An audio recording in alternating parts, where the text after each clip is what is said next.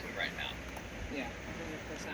And full disclosure, I'm obviously a borrower too, which is why I could ask a trillion questions about this. But okay, so also help us understand, what is the status of the Biden administration's proposal on extending that limited waiver? What do we know about how that conversation has been, and do we know which direction it's going?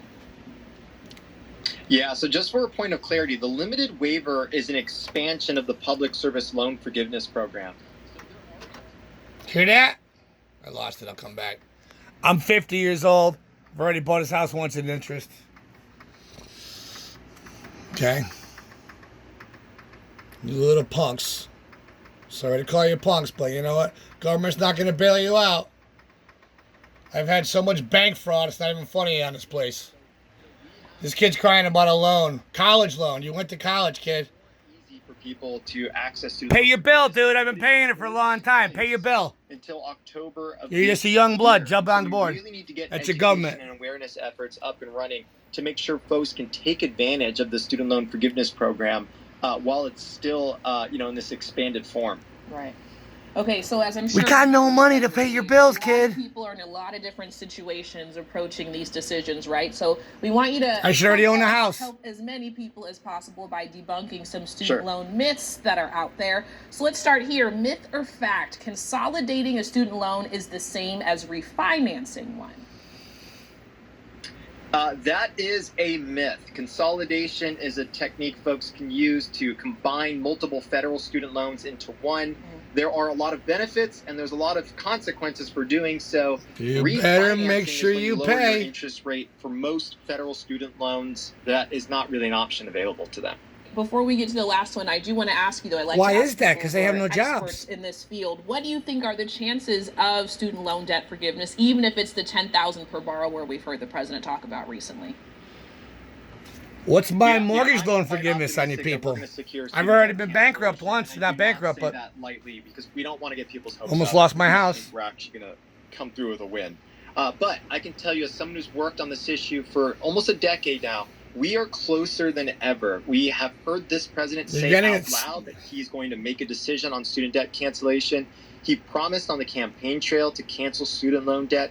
And we have 500 plus organizations behind us, all calling for the president to take action. So we're not there quite yet, but I'm hopeful, and we're going to continue to fight to secure it. All right. Who pays for all this? Who pays for all their forgiveness? Who pays for all that? Their housing. Who pays for all that? Who pays for it at the end? Who pays for that at the end?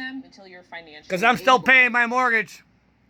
That is a myth. If you cannot afford your student loan payments, if you have federal student loans, there are affordable repayment options available to you. Those are called income-driven repayment plans.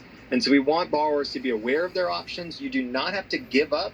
There are ways to help support you. You just need a little bit of information to be able to access and enroll in these programs. Support you? Thank you so much for coming here. Whoa. You can't pay your bills and now you get supported too?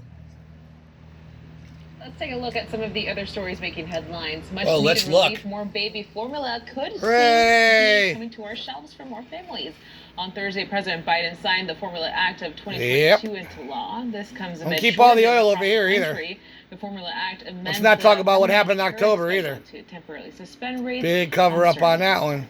And also on Friday, the United Nations, Russia, Ukraine, and Turkey agreed to all allow the export of Ukrainian grain in the effort to alleviate this. Imagine that, but they're still bombing. Ukraine to export 22 million tons. Superpower. Have been stuck due to Superpower China. Here because you're bumbling old man. The world's largest exporter. Boy, you guys fucked this one up. Corn and sunflower oil, but Russia's invasion, of course, of the country and naval blockade of its ports have stopped those shipments. Russia's making bank. Ukrainian officials have blamed each other for this problem. Cool. Now, the spokesperson for Russia's foreign ministry says the U.S. is showing disrespect for Russian law by characterizing basketball star Brittany Griner's jailing on drug charges as a wrongful detention. She deserves everything she gets. Blowing at the farms, though, no. After vape canisters containing cannabis. She deserves everything she gets. Sorry. Russia's foreign ministry spokeswoman says the legalization of cannabis and cannabis for medical. You didn't know you were going to Russia? The U.S. has no bearing on what happens in Russia.